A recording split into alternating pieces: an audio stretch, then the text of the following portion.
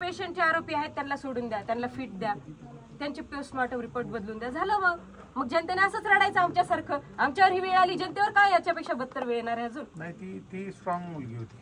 मला डाऊट या गोष्टीवरून वाटत आहे की हॉटेलमधून हॉस्पिटलमध्ये नेईपर्यंत कोणत्याही नातेवाईकांची परमिशन नाही घेतली तर हातावरचं तिनंच लिहिलं ही कशावरून. एक तर त्याच्यावर खाडाखोडी आहे, त्याच्यावरची हँडरायटिंग तिची ओळखायला येत नाही. हे आज क्वेरीचा मुद्दा आहे माझ्यासाठी, कारण मी काल रात्रभर बघितले ते हँडरायटिंग ओळखायला येत नाही. 10 जागेवर खाडाखोड आहेत तिच्या. ह्या लेटरमध्ये एकही खाडाखोड नाही. तिथं कसं काय खाडाखोडी झालेली त्यानं? आणि जर तिनं पूर्ण प्लॅनने करून म्हणत आहे ना सगळं, मग खाडाखोडी कशाला केलं तिने? चिठ्ठी लिहिलीच असेल. सुसाईड नोट गायब करायला काय लागते? जर नातेवाईकच तिथं पोहोचले नाहीत तर नाही म्हणायला काय लागते? कोण बघणार आहे तिथं दिली की नाही म्हणून चिठ्ठी? डाऊट आहे मला या 2-3 गोष्टी. कदाचित चिठ्ठीमध्ये दुसऱ्या पोलिसांचे नावे असतील, त्यांना पकडण्यासाठी हातावर हे पण लिहिलं असू शकतं. त्यांचे असू शकतात, अजून कोणाचे असू शकतात. फक्त त्याच दोघांचे टाकून वेगळं केलं. आणि माझी बहीण एवढी स्ट्रॉंग आणि एवढी स्वाभिमानी हे असं मला वाटत नाही. या गोष्टी इतक्याच दोघांपुरत्या मर्यादित आहे, त्याच्यामध्ये भरपूर जण इन्व्हॉल्व आहे. फक्त ते म्हटलं नाही, मोठे मासे वाचवण्यासाठी छोट्या माशांना लावलेलं आहे हे कामाला. सुसाईड नोट तिने लिहिलेलीच असणार 100%.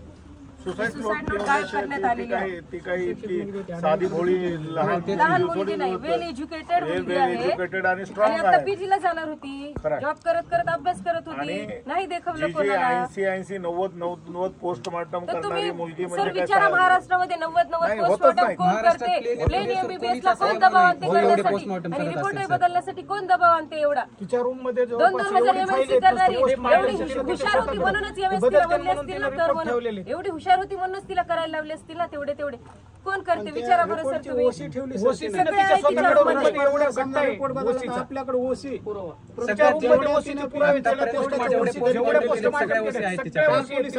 रूमचा पंचनामा केला तेव्हा ते घेतलेत ते पूर्ण ते पोस्टमॉर्टमचे रिपोर्ट तिच्याकडे एवढं मोठं. नाही पण माझ्याशी फोनवर बोलताना सांगायची ना, फोन केला की कुठे?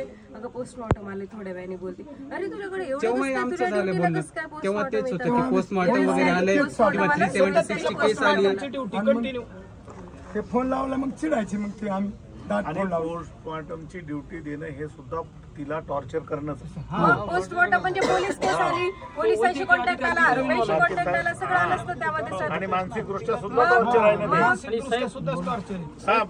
प्रत्येक वेळेला बॉडी तिनंच कापायची, प्रत्येक वेळेला बॉडी तिनंच मध्ये किती डॉक्टर अवेलेबल आहेत, त्याच्यामधल्या किती डॉक्टरने किती पोस्टमॉर्टम केले, हिने किती पोस्टमॉर्टम केले, बाकीच्यांनी एमएलसी किती केल्या, हिने एमएलसी किती केल्या. जर त्यामध्ये क्रॉस डिफरन्स आहे तर हिलाच काय एवढे एमएलसी पोस्टमॉर्टम करावे लागले.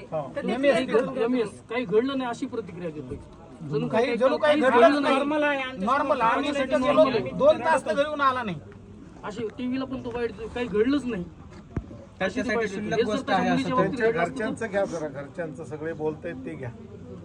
ते कारण हे सगळे जण तिचे भाऊ बहिणी आहेत, वडील आहेत, चुलते आहेत, गावकरी आहेत, कोटरबंदची आपले कोटरबंदची मंडळी. आम्हाला न्याय पाहिजे आणि आम्ही हे एक्सपेक्टेशन तुमच्याकडून करत आहेत सध्या. कारण कालपासून तुम्ही थोडंसं व्हायरल केल्यामुळे, प्रकरण उचलल्यामुळे आम्हाला एक आशा निर्माण झाली आहे की यांच्याकडून आम्हाला न्याय मिळू शकतो म्हणून. बाकी सर्व जे विचारपूस करतायत त्याच्यावरून तर आम्हाला चांगलं वाटत आहे. कमीत कमी आहे भावना की कमीत कमी यांच्यावर दुःखाचा डोंगर पसरला, विचारावं हे काय सफर करत आहेत म्हणून.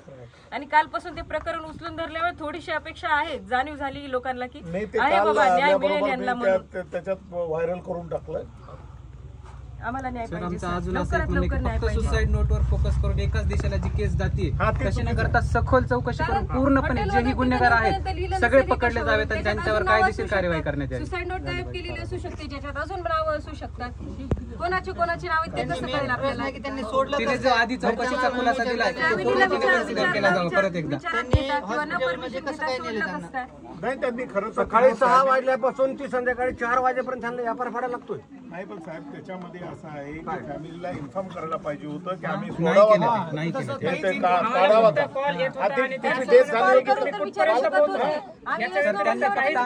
सांगितलं की तिने सुसाईड केला आहे. कुठपर्यंत आले कुठपर्यंत नाही.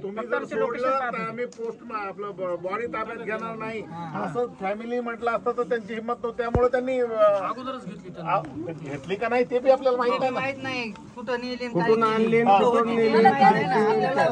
हॉटेलमधून नेल्यानंतर आम्ही 3 वाजता पोहोचले समजा आमचे नातेवाईक, तोपर्यंत बॉडी हॉस्पिटलमध्ये होती. तर आम्ही हे कसं म्हणजे दुसरं मी समजू की त्यांनी वाचलं दुसरीकडून की कुठून आणली तिचे नाही म्हणून. 150 कॉल होते असं सुद्धा रचले चाललंय. ते घरवालकाचा मुलगा ते काय ते सगळी कॉल डिटेल आता तिचं सीडीआर येईल तेव्हा कळूनच जाईल ते आम्हाला नाही काय टीव्ही ते. वाले कारण तिने ते क्लिअरली सांगितलं नाही आम्हाला. एका प्रिंट मीडियानं एक लिहिलंय काहीतरी त्याच्यावर की 150 कॉल आले असं थोडं सगळ्या गोष्टींची हे 5 पेजेसचं लेटर मी वारंवार सांगते तुम्हाला. या 5 पेजेसच्या लेटरमध्ये तिनं 7व्या नंबरला इथं लिहिलंय की मला मानसिक त्रास झाला तर मी यापुढे पोलीस प्रशासनाला जबाबदार धरेल आणि काहीतरी बरं वाईट करून घेईल. म्हणजे जेव्हा ही ऑलरेडी लिहून देते आणि हे चौकशी समितीला फरक नाही पडत आहे, पोलीस प्रशासनाला फरक नाही पडत आहे, मग ती काय करेल शेवटी जाऊन तेच करेल ना जे तिने ऑलरेडी सांगितले बाबा मला हे त्रास असह्य झाला तर मी हे करणार आहे. तरी तुम्ही गांभीर्याने नाही घेत तर ती तेच करणार आहे ना. काय करणार आहे ती? 2 खासदाराचे 2 ते PI होते कोणतरी ते पण मेन्शन आहे यामध्ये. कोण घेऊन आले म्हणून मला डाऊट आहे की तिने एवढं जर तिने लेटर गिटर तुम्ही म्हणताय ती एक गोष्ट खरी आहे की ती सुसाईड करण्या इतकी कमजोर कमजोर नव्हती. आणि 100% तिला भाग याच्यासाठी पाडला असेल की ती अति झालं आणि घरी सांगता येणार आमचे आधी पण बोलणं झालं. बाकीचं जाऊ द्या. ती वंजारीची पोरगी इतकी लेचीपेची नाही. सर आमच्या याआधी असं बोलणं झालं होतं की लेचपेच आहे का भाऊ सगळे लेचपे तुम्ही चुलते लेचपेचे आहेत का? आम्ही सर आमचं असं म्हणणं होतं की तू तिच्या तिथून खानदानात सोडू रस्ता आहे शकतेस. ना तिच्यात ते.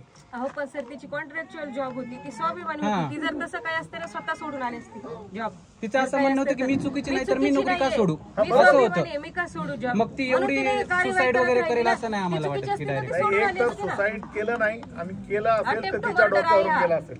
आणि नोट वगैरे पण चेंज केली असू शकते. तिने सुसाईड नाही नाही, केलं, ते तिला त्या लेवलचं टॉर्चर केलं गेलं की तिने जीवन संपवलंय. तेच सांगतोय की ती लेवलच्या बाहेरचं तिला तिला असं झालं की आता जीव संपवणं हा एकच ऑप्शन राहिला. त्यावेळेस तिने तो डिसिजन घेतला, तोपर्यंत नाही. ठेवला तोच एकच ऑप्शन ठेवला त्यांनी. तिचा जीव गेला पाहिजे आणि तिचा जीव गेल्यानंतर हे सगळे पुरावे नष्ट होतील. नष्ट होतील कारण सुसाईड यांनी नोट केलेला वर डाऊट आहे आमचा. अन्याय, अत्याचार आहे जे काय आहे वाटेवर हो तिथले DYSP त्या माहितीच्या अधिकाराची सुद्धा दखल घेत नाही साहेब. हो तिची प्रत आहे तिची प्रत आहे की माझी जी चौकशी झाली की त्याची कुठपर्यंत प्रोग्रेस आली त्यावरही काहीच नाही. 40 दिवस उलटून गेले तरी पण. ऑलरेडी लेटर दिल्यानंतर 40 माहितीच्या अधिकाराखाली सुद्धा तिथल्या DYSP तरी ने त्याची दखल घेत नाहीयेत. या लेटरवर दखल नाही घेतली तर कमीत कमी RTIचा तरी रिप्लाय द्यायचा. समज दिली म्हणून एवढं 1-2 आणि सर आमचं हे म्हणणं आहे की जर ऍडिशनल एसपी हे ऑलरेडी माहित होतं की मुंडे वर्सेस ग्रामीण पोलीस स्टेशन हे चालतंय, जे स्वतः काल बोलले आम्हाला त्या मॅम की मुंडे वर्सेस ग्रामीण पोलीस स्टेशन इथे सगळ्यांना माहित होतं. मग त्यांना सगळ्यांना जरी माहित होतं तर त्यांनी आधी का नाही केलं? तुझं नाव काय? प्रमोद मुंडे. हे सुद्धा बनाव आहे.